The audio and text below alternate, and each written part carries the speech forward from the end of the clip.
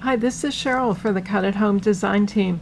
I'm excited today to share with you a wonderful new product called Angel Craft Vinyl and to demonstrate to you how you use the Angel Craft Vinyl with your Sizzix Big Shot. Who'd have thought it? We all used to think, or at least the common wisdom is, vinyl only gets used in those electronic machines. But not so much. We can use it in our manual machines, and I'm going to show you on the Sizzix Big Shot. Let's first look at the ways the vinyl comes. It comes in rolls. This is one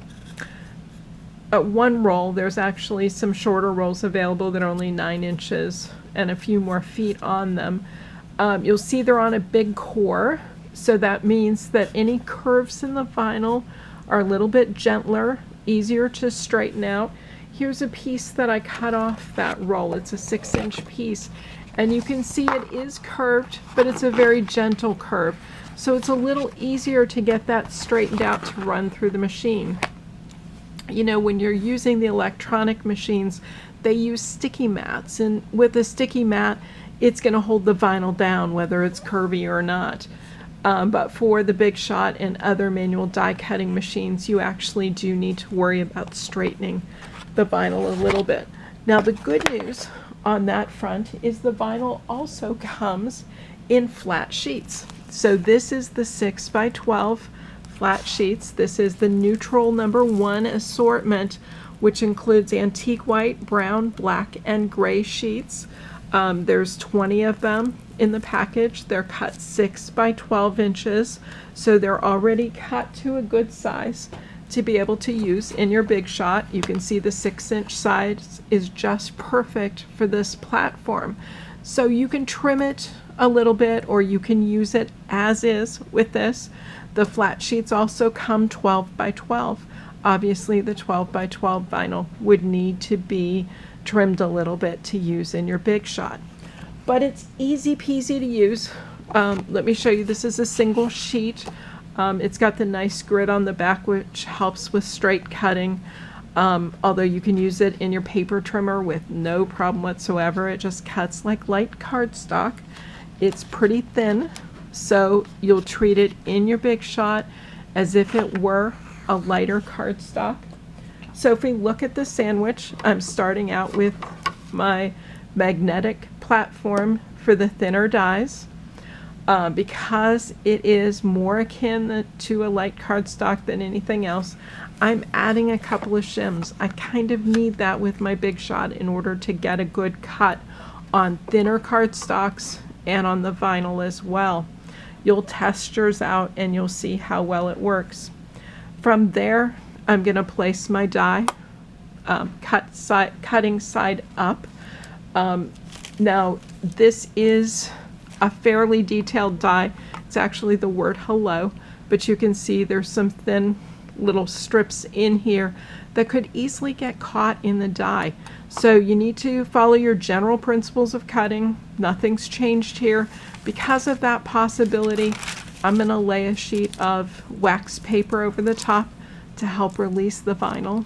Again, it depends on your project, depends on the detail, whether or not you're going to want to use the wax paper. Use your judgment. It's really the same. You'd use it for this purpose for the same reasons you'd use it with a lightweight cardstock. It's nothing different. So I've got my die cutting side up. I'm going to put my vinyl. This is my brown vinyl.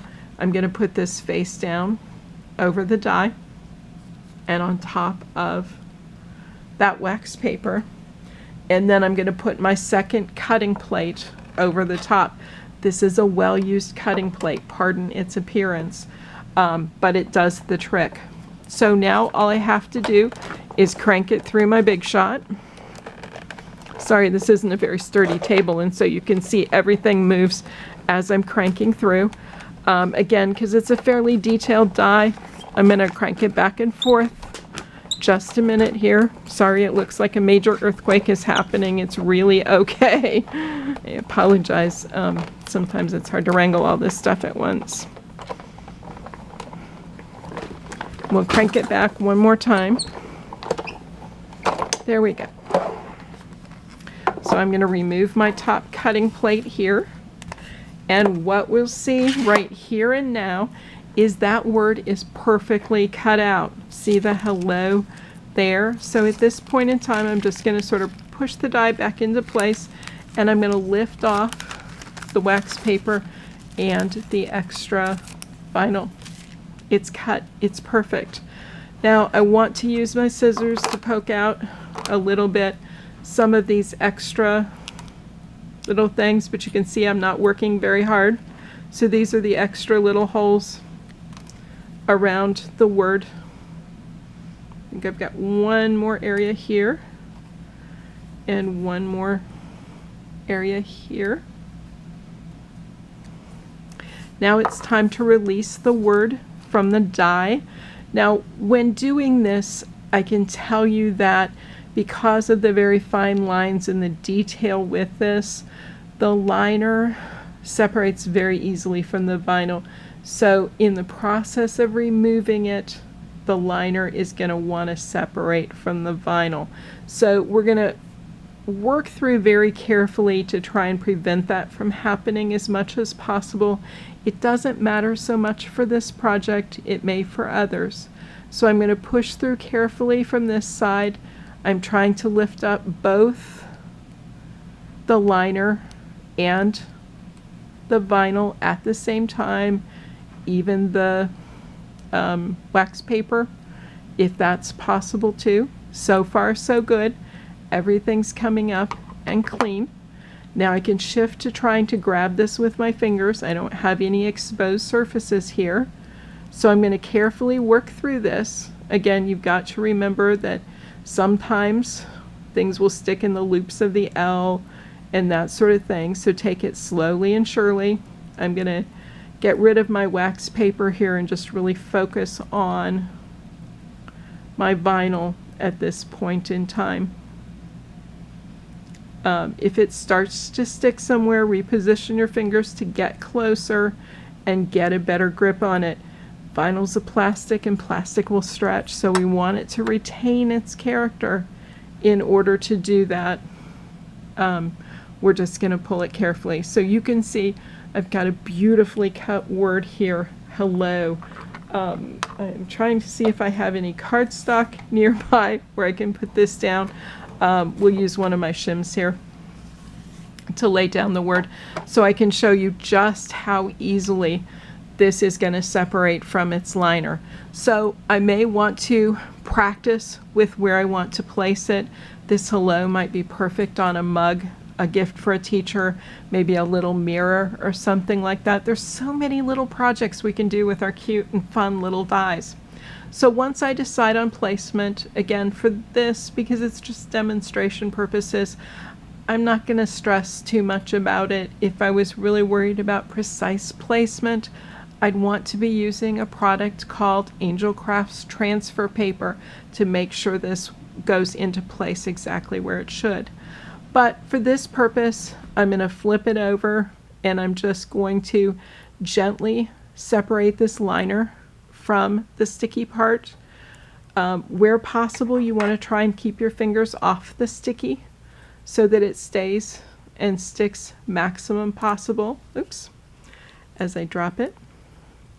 So I'm going to use my scissors to help me get a grip on that as I remove this liner. Again, same as before, I want to be a little bit careful. If it starts to stick, I'm going to pull back a little bit and get a little closer. But here I've got my word, and I'm just going to lay it down at this point in time. Come on off the scissors as it moves across the paper. You have the ability to pick it up and reposition it. I love this vinyl. Get it to where you want it to be and then press it into place. It's just that easy. Look at that. It's a beautiful die cut. It's absolutely awesome. I did that with my Sizzix Big Shot. Can you believe it? So no, we don't need electronic machines to work with our vinyl. We just need our good old-fashioned Sizzix Big Shot or a manual die cutting machine of another type and a fun die. and we're good to go with the vinyl projects. So I highly recommend to you that you try some of the Angel Craft vinyl. I know you'll love it for your projects, big and small. It's great. It's absolutely fun, and don't stress if you don't have an electronic machine. Use what you got. It'll work great. Thanks for watching. Bye.